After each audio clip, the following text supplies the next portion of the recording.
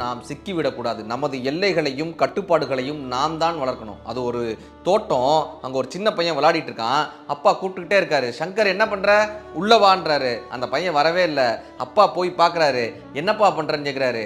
அப்பா நான் விளையாடிட்டு இருக்கேன்ப்பா. யாரோட? எறும்போட விளையாடிட்டு இருக்கேன்ப்பா.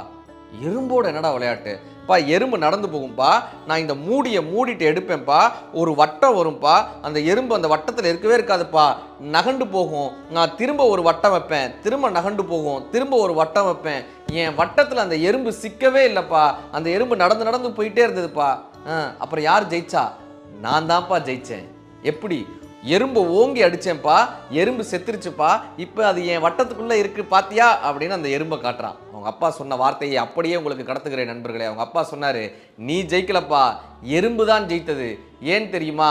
தன் உயிரே போனாலும் அடுத்தவன் வட்டத்தில் சிக்க மாட்டேன் என்று இருந்ததே அந்த